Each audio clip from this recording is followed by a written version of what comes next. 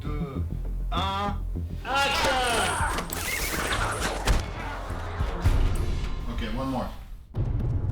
10 years ago, I thought about this idea about talking about intelligence, but I was not intelligent enough at the time. So it takes me 10 years to write just one draft. But I want to play with that. I met a couple of scientists and I was amazed by what they said. We're using basically 10% of our brain capacity. The rest, we don't have access to it. And I was fascinated by that. What happened if we have 100%? And what will be the logical step? Sir, Yes. and what will be the next stage?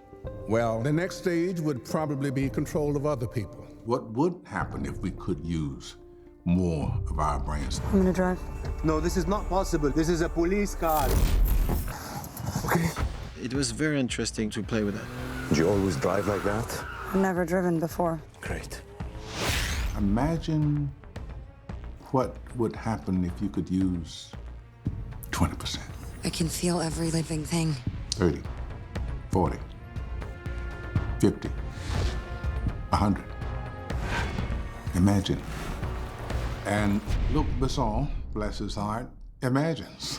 You can unlock secrets that go beyond our universe.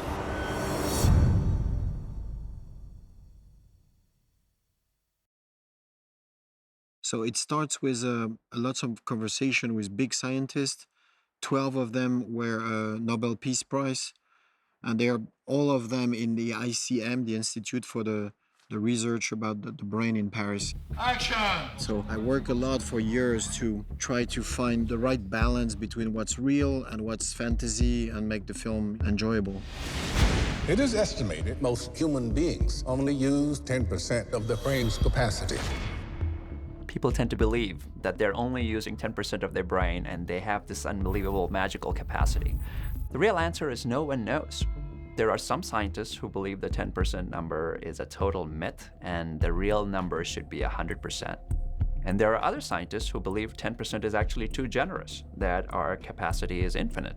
To answer that question, you really need to know something very fundamental. What is the brain's total capacity? And nobody knows that.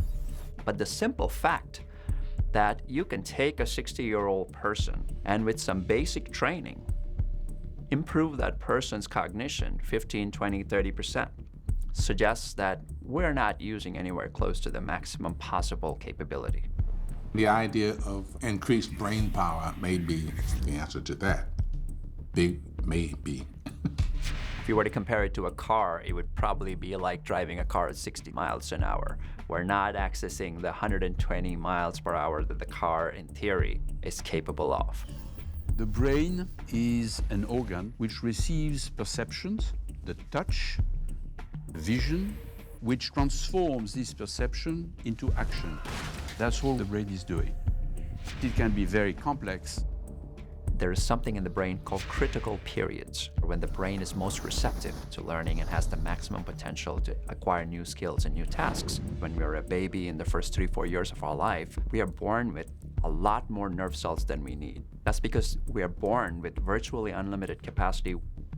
And then there is a second critical period in the teenage years where the brain again opens up and gives you a second chance to learn a lot of amazing new skills. But then once the brain has mastered that task, it almost becomes so efficient, it becomes automatic processing. And that's how the brain has this almost infinite capacity to keep on increasing itself, because if it constantly needed to rely on different parts of the brain working over time, then there would be a physical limit.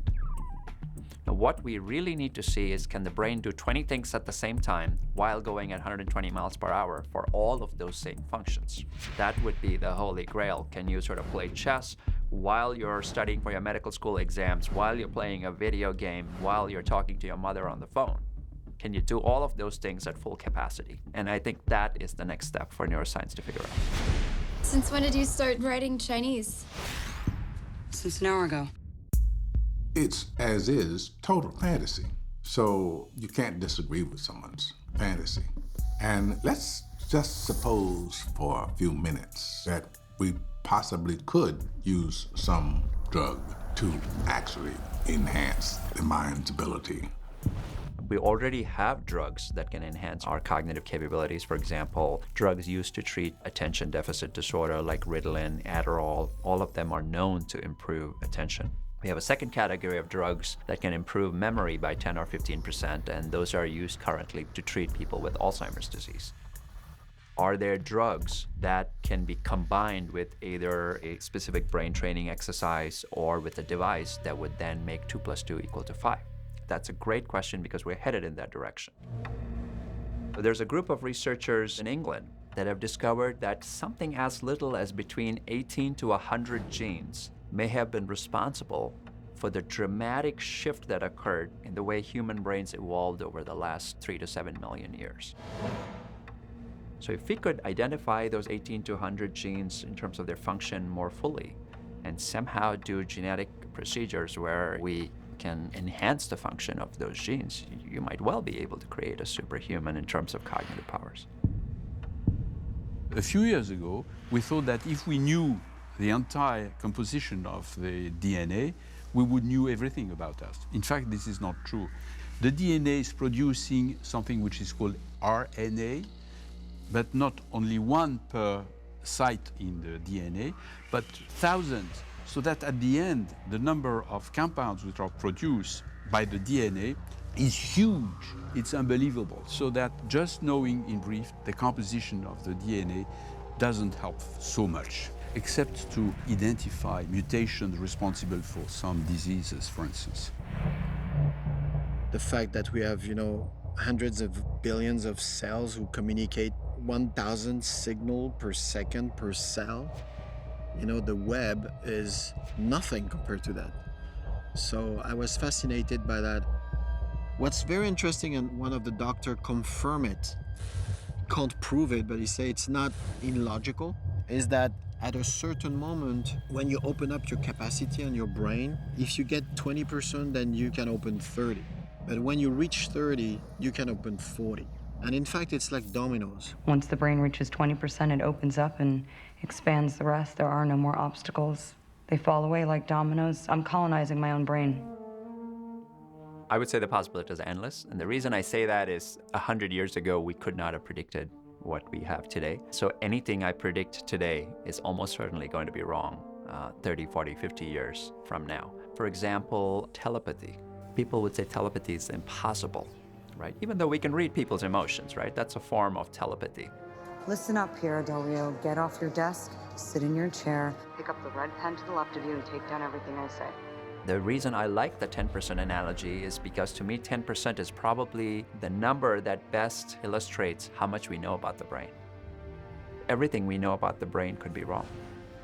And so there's this old saying, if the brain were so simple that we could understand it, then we would be so simple that we could not understand it. If we get greater brain capacity, we will learn how to control ourselves. Right now, there is no real self-control, speaking just in large human terms.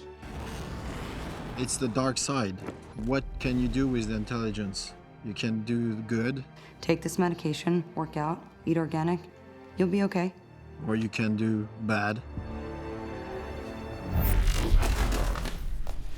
Ultimately, who you are is created by your brain. It's an interesting thought that these ideas are floating around about technology and our use of it and where it's going. Where we are now, it's a question need to be thought seriously about. Almost everything we have today would have seemed like magic 100, 150 years ago. The internet, mobile telephones. As we've become more intelligent, there's also an element of serendipity in some of these discoveries. Our ways of thinking about the brain are simply constrained by our own human ability. Some of the big jumps have come by people sort of venturing off into strange areas. So at some point, the breakthrough will have to come from somebody who thinks out of the box. Where is she?